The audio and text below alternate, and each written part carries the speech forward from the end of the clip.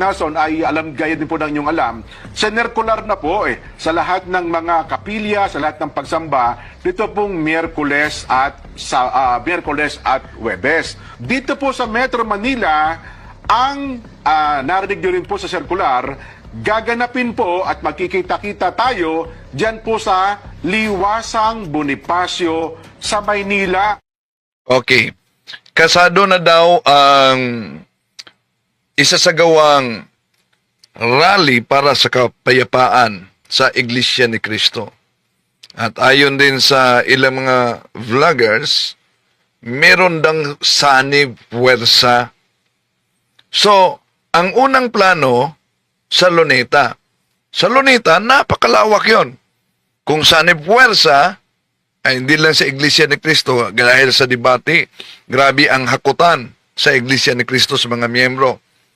So, pero kung sa Liwasan Bonifacio, abay, maliit yan kumpara sa Luneta. So, bakit nilipat nila?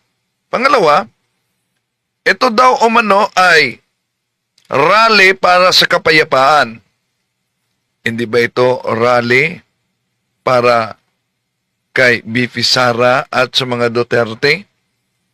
At sabi nila na hindi ito against kay PBBM daw, kundi pabor sila sa pahayag ni Pangulong Bongbong Marcos na di siya sang-ayon na may isagawang impeachment complaint against kay BP Sara. So tatalakayin muna natin ito. May nag-request sa ating kagabi, no, na tatalakayin ito.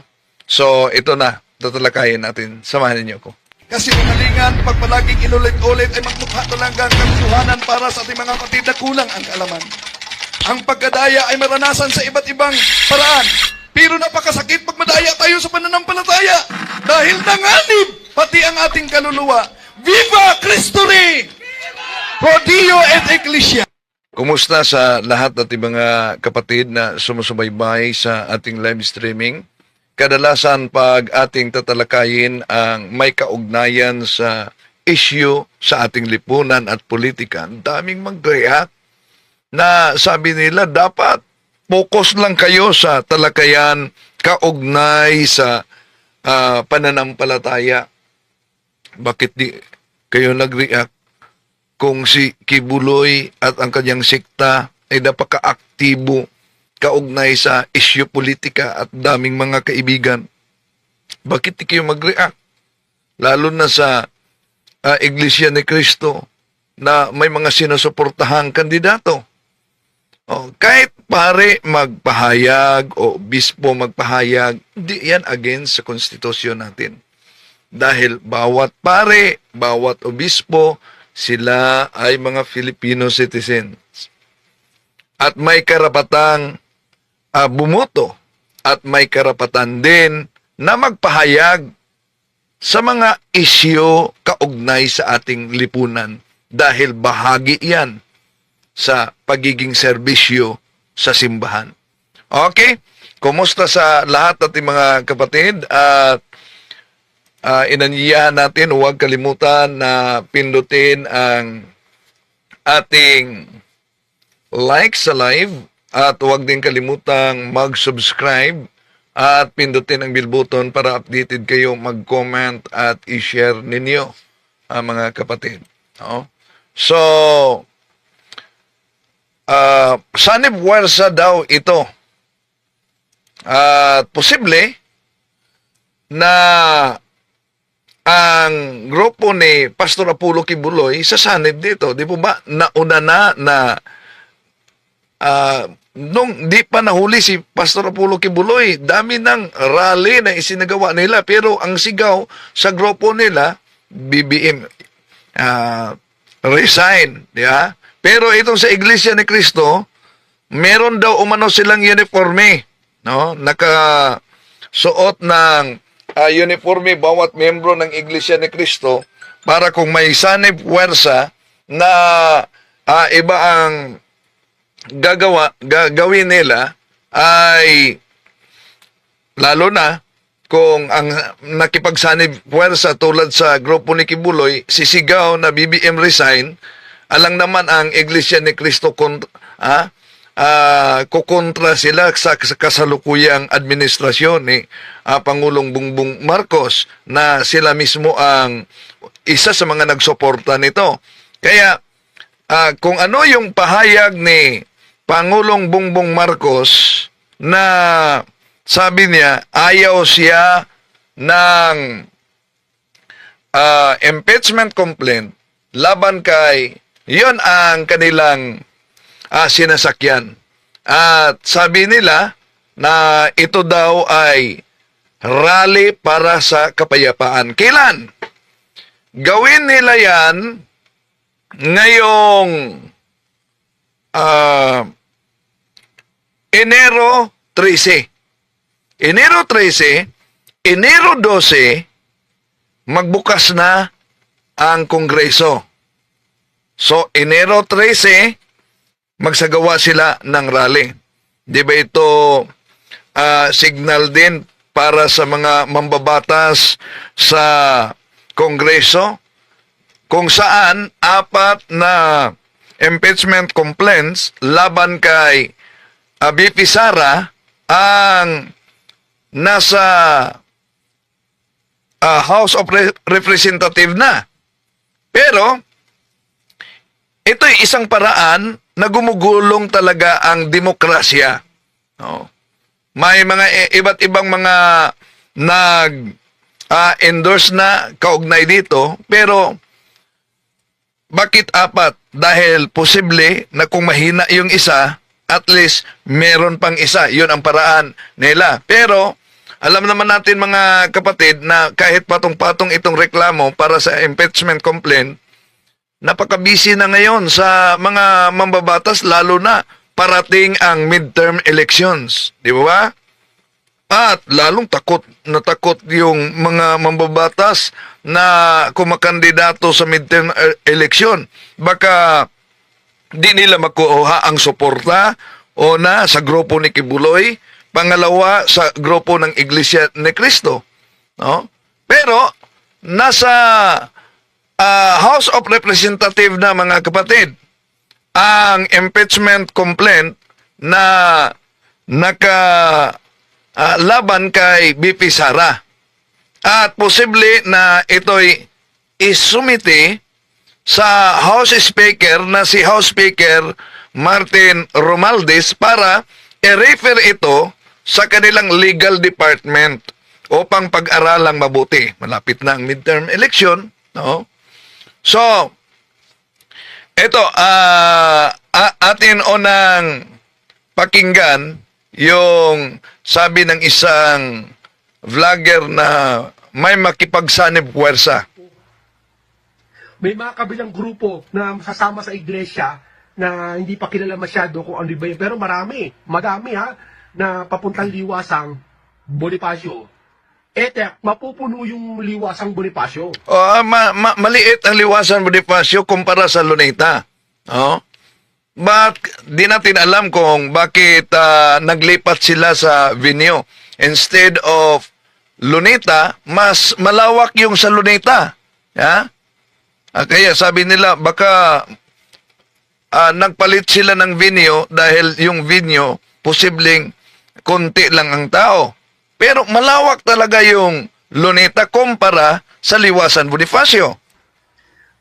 Doon pa lang sa grupo, hindi pa sa INC. Yung pala sa iglesia, kasama ang Calabarzon, Batangas, Calamba, tapos yung tiga Marinduque, ang Marinduque pa lang, sa bababa, tawid dagat yan sasama pala sa lokal. Iglesia ni Cristo sa lokal ng mga taga Marinduque, sasama rin. Yung sa Marinduque, nabalitaan ko, mga nasa, ang sasamang kapatid doon, mga nasa 20,000. Marinduque pa lang yun. Puno na yung liwasan. Liwasan, 3,000 ng kasya doon. Tapos ito, nabalitaan ko sa San Pablo, nasa 40,000 yata. Tapos yung Batangas, 50,000. Kung maaabot ko, tapos yung Metro Manila, itong Muntinlupa, San Pedro, Binyan, abot ng mga 50. Kung sa nag-complete ako kagabi kami, baka umabot ng 3 milyon. O, so kung posibleng 3 ito lang ang pahayag ng isang vlogger, baka umabot umano ng 3 milyon. Plus, meron pang nagkipagsanib puwersa pero di niya binanggit kung anong grupo. Now, kung aabot ng 3 milyon, bakit doon sa malait na lugar, nilipat nila ang venue? Anong dahilan? No? Di po ba ang unang venue doon sa Luneta? Kung sa Luneta, napakalawak doon. Pero mas pinili nila na gawin sa maliit na venue. Pakinggan natin ang reaksyon nito ni Attorney Ricky Tomotorgo. Sabi ng Iglesia ni Cristo, tuloy na ang kanilang rally. Napanood natin ito sa programa nila. Mayroon silang ang Iglesia ni Cristo kasi may sariling stasyon ng TV yan. Yung Net25. Mayroon din yang sariling network ng mga istasyon ng radyo, yung Agila. Ngayon magpuprograma doon sa Net25, yung saganang mamamayan, sabi nung nung anchor doon o ng broadcaster doon, tuloy na daw ang rally ng Iglesia ni Cristo sa January 13. Pero ito daw, hindi daw ito rally laban kay PBBM. Ito daw ay rally para sa kapayapaan. Yun ang sabi nung nung broadcast yung anchor person ng Iglesia ni Cristo doon sa programa nila sa TV, at saka sa radyo. At saka hindi na sa Luneta pala, mga kabunyog, mga kababayan. Doon na lang daw sa Liwasan. Napaulat yun na sa Luneta. Ang Luneta, mas malawak yun. At alam niyo naman, kung debate nga, grabe maghakot itong INC sa mga miyembro nila. At yung nangyari sa Bohol, may na-interview kami na di lang mga aktibong miyembro nila ang ginakot, yung iniimbitahan nila na mga Katoliko din kasali sa hakot para makapanood.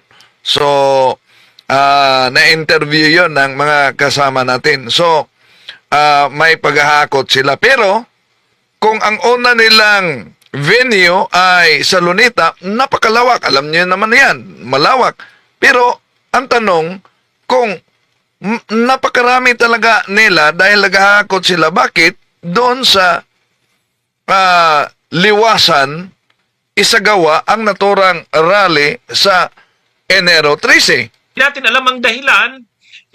alam ang dahilan, pero sa Liwasang Bonifacio na ang venue. Mga kabunyog, mga kababayan. Yan yung pagbabago. Hello, Bro Romel Palma. Huwag niyong kalimutan din na mag-subscribe sa video ni Bro Romel Palma, mga kapatid. Okay, patuloy natin. Diyan sa rally ng iglesia. Tuloy na daw ang rally na yan. Pero hindi na sa Luneta kundi sa Liwasang Bonifacio. Maliit na venue yung Liwasan. Maliit na venue ang Liwasan kumpara sa Luneta. Akala ko ba magpapakita ng pwersa ang iglesia? Kung Liwasan din lang naman, kahit ilang libo lang ang nandun, mapupuno na yung Liwasan na yun. Pero kung talagang magpapakita ng pwersa, talagang Luneta. Talagang pag napuno mo ang Luneta, talagang marami talaga yan. Pero kung Liwasan, maliit Maliit naman yung area ng Liwasang Bonifacio. Kaya, bakit kaya nagbago? Ibig bang sabihin, hindi... Sabi pa dito sa nag-comment, si Coco Touch, kahit 3,000 tao, puno na ang Liwasang Bonifacio, traffic lang abutin. So, kung sinabi ng vlogger kanina na aabot daw sa posibleng 3 million ang atin, bakit nilipat nila sa Liwasan? Bakit yung naunang schedule nila, Luneta? Kung mapapakita sila ng puwersa, di sa Luneta. Diba? Sa pangakot nila. Plus, sinabi pang may makipagsanib puwersa. Tuloy natin. Hindi na sila mag-mobilize ng malaking grupo. Kasi kung talagang may plano silang mag-mobilize ng malaking grupo, Luneta yan. Pero kung linipat nila sa liwasan, ibig sabihin yan, hindi ganun karami ang immobilize nila. Kumbaga kahit kasi ilang libo lang ang immobilize mo, puno na halos yung liwasan na yun. Di din basta-basta mag-organize, di ba ba? Di basta-basta mag-organize dahil ang paghahakot lang sa mga miyembro, ang pagkain sa mga miyembro, yon. Kaya may posibilidad na inilipat nila basta makasagawa sila ng tinatawag nila na rally para sa kapayapaan daw. Yun. Anyway, hindi natin alam kung anong paliwanag. Sabi ni Antolin, baka walang tao na gustong sumama. Anyway, ang comment lang natin, mga kabunyog, mga kababayan, para daw sa kapayapaan ang rally ng INC sa January 13. Parang ang hirap na para sa kapayapaan. Bakit? Ano ba tayo? Magulo ba ang Pilipinas ngayon? Hindi naman. Hindi naman. Yung mga nangyayari ngayon, halimbawa, yung investigasyon ng Quadcom sa extrajudicial killings, mga patayan nung panahon ni Duterte, yung investigasyon ng House Blue Ribbon Committee sa confidential funds ni Sara sa paglustay ng pundo ng bayan, hindi naman magulo yun eh. Hindi naman kaguluhan yun. Hindi dapat tinitingnan yan na kaguluhan. Alam nyo mga kabunyog, hindi... Kahit ang impeachment complaint, bahagi yan sa takbo ng demokrasya, di po ba? Pero sa patong-patong na reklamo, yun, kailangan talaga na i-sumite ito, ma-refer ito sa legal department ng Kongreso para mapag-aralan mabuti, no? At maganda yung mapag-aralan mabuti kung asan na reklamo ang talagang mabigat na iharap para sa impeachment complaint, di ba? Pero kung tingnan natin mga kapatid, sa mga meron kayang tsansa na makalusot itong reklamo na ito sa Kongreso, lalo na kung maraming mga sumusuporta kay BP Sara. Pero kung makalusot man ito, pagdating na naman sa Senado, yon, nakita natin na sa Senado, ang sandamakmak na mga supporters ng mga Duterte doon, no? So, makalusot kaya itong naturang reklamo para sa impeachment, lalo na ang daming mga loyal pa. May loyal pa ni Kibuloy doon sa Senado. So, bahagi ito sa takbo ng demokrasya. Pero pwede din na magiging warning sa mga mambabatas, lalo na sa mga mambabatas na tatakbo sa midterm election. Nanganganib kayo, no? Nanganganib kayo na di masuportahan sa Iglesia ni Cristo. At hindi lang yan, sa kay Kibuloy na sekta. Tuloy natin si Attorney. Ibig sabihin na nagkakaroon ng investigasyon ng Kamara, hindi ibig sabihin na iniimbestigahan ang Vice President sa paggasta nito ng pera ng bayan. Hindi ibig sabihin niya na wala ng kapayapaan. Maganda nga yan kasi ibig sabihin, buhay ang demokrasya. Buhay ang demokrasya. Mabuti nga yan, ibig sabihin, may gumagana ang check and balance ng ating demokrasya o ng ating gobyerno. Kung hindi mo iimbestigahan ang ginagawa ng mga opisyal ng gobyerno, halimbawa, yung ginawa ni Sara Duterte bilang Vice Presidente at Secretary ng DepEd, kung hindi mo yan iimbestigahan kahit alam mong maraming questionabling paggastos, kung hindi yan iimbestigahan alang-alang sa kapayapaan di umano, hindi totoong kapayapaan yan. ang pag-iimbestiga ng Kamara ng Quadcom, ang pag-iimbestiga ng House Blue Ribbon Committee sa confidential funds ni Sara, hindi kaguluhan yan. Hindi yan kawalan ng kapayapaan. Positive pa nga yan kasi ibig sabihin, may ginagawa ang Kamara para imbestigahan ang mga questionabling paggastos ng pera ng bayan. Hindi naman ano yan eh, hindi So, basta sabi sa iglesia, ang rally ito, rally para sa kapayapaan, hindi para sa against kay BBM daw.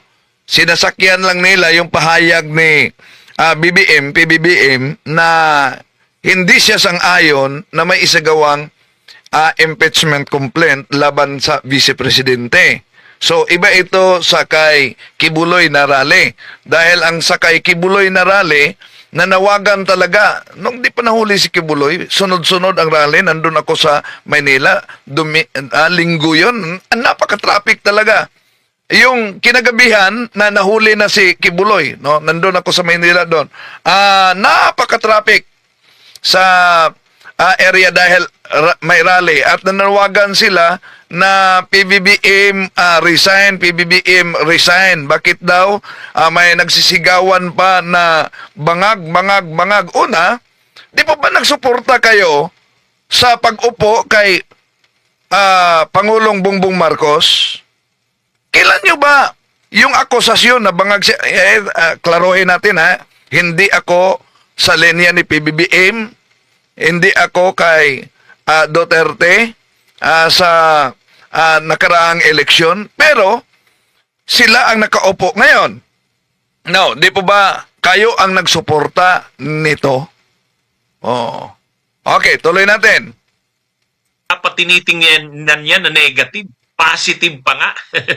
Kasi, parang ang ibig sabihin ng Iglesia ni Cristo, para masabing mapayapa, wag imbestigahan ang mga ganyang irregular na paggasta ng pera ng bayan. So, ano ba talaga ang gusto ng iglesia sa rallying ito na kapayapaan? Una, hindi ituloy ang impeachment complaint. Siguro, yun ang gusto nila dahil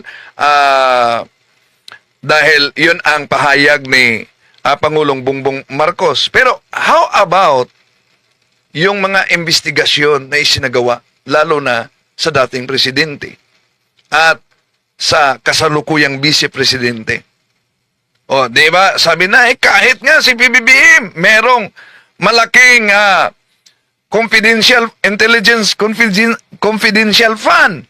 O, di, kung nakakita kayo ng butas, sige, imbestigahan nyo din.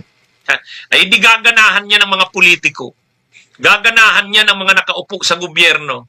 Oo nga, tahimik. Tahimik nga, may katahimikan nga. Pero, nagpapakasawa naman sila sa paglustay ng pundo ng bayan. Hindi yan ang kahit naman sa ibang bansa, halimbawa yung nangyari sa South Korea, na yung presidente ay inimpeach nila. Hindi nagpapakita yan ng kawalan ng kapayapaan. Nagpapakita yan na aktibo ang mamamayan. Kasi nagdeklara yung presidente ng South Korea ng martial law. Wala man lang pasabi, wala man lang basis, o kung saka napaka-questionable nung basis. Pinasok na daw kasi ang South Korea ng mga komunista galing North Korea. Wala man lang kabasi-basihan. Anong ginawa ng mamamayan ng South Korea? Nagrally sila. At saka nagano sila, yung parlamento nila ay nag-session para baliktarin yung declaration ng martial law ng presidente.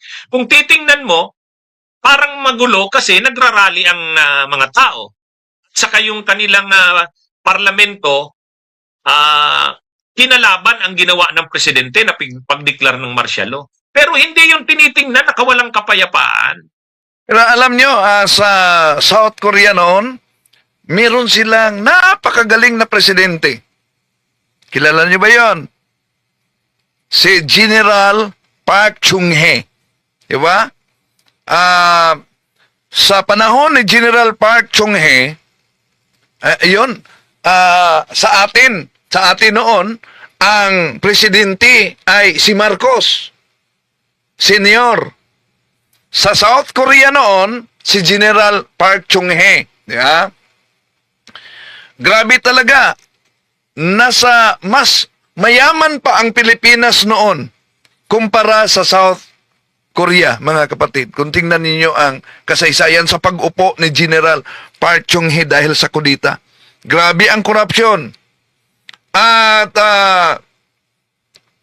yung General Park Chung-hee, nanghiram siya ng pera sa iba't ibang bansa, pati na sa Pilipinas. Pero, walang nagpahiram sa kanya ng pera. Bakit?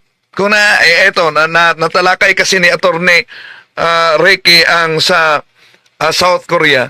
Walang magpahiram ng pera kay General Park Chung-hee na siya ang kasulukuyang presidente noon sa South Korea, mga kapatid, dahil sa kudita. Dahil wala silang kapasidad na magbayad ng utang. So anong ginawa ni General Park Chung-hee?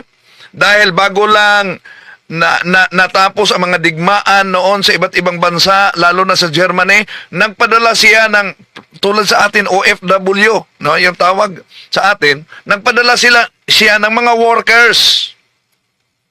Nagpadala siya ng mga workers para magtrabaho at may makapasok na pera sa kanilang bansa. Pero alam nyo ba, ang history noon, grabe ang maltrato sa kanyang mga workers sa iba't ibang bansa, mga kapatid. Tulad sa ibang mga OFWs, may mga nakauwing kabaong na, may mga ni-rape, grabe talaga. So kaya, pinuntahan niya ang kanyang mga manggagawa doon sa Germany. At doon sa Germany, sinundo siya sa napakaraming mga manggagawa.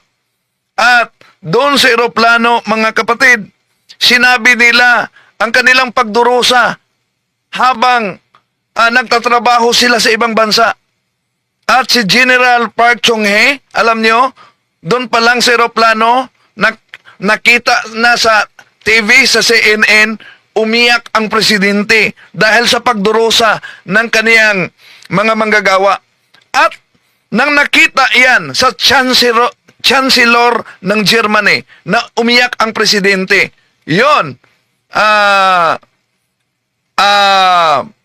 ang presidente, mga kapatid, ay ang Chancellor mismo, ang Germany, ang unang nagpautang ng pera para sa South Korea. Yon ang history. Bakit binanggit natin ang history? Dahil yung pera na inutang niya, ginawa niya ng mga factories, meron silang produkto, merong mga trabahante, hanggang sa mga more than 80 years, mga kapatid, nagiging tiger in economy ang kanilang bansa. Although namatay si General Park Chung-hee, namatay siya dahil binaril siya. Pero nakita habang nakahiga siya na lumang-luma ang kanyang sapatos. Pati na ang kanyang kasuotan. At wala siyang sariling bahay. Imagine, presidente yan, pero ang kanilang ekonomiya ay nagiging tiger economy. Kaya, yun ang sinabi ni Lao Tzu, a famous Chinese philosopher. In choosing a leader, character is the most important quality. Skills and knowledge come second in importance. Di ba? Ang daming mga bright. Pero ayaw na, mga matalino, ayaw nang bababa sa pwesto. Palipat-lipat na lang. At kadalasan, dito sa atin mga kapatid, ano nangyari? Sino yung nasa political dynasty, iyon talaga ang siguradong makalusot. Sino yung mga kilala, lalo na artista, iyon talaga. Mas mabango sa mga butante.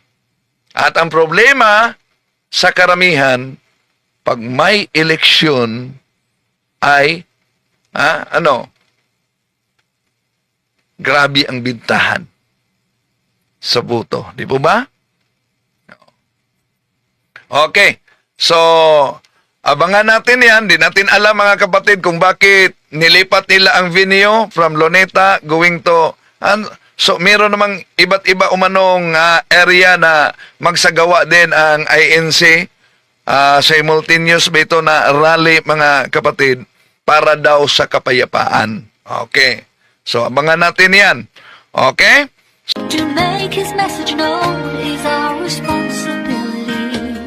So here we are to pledge our lives to the Lord of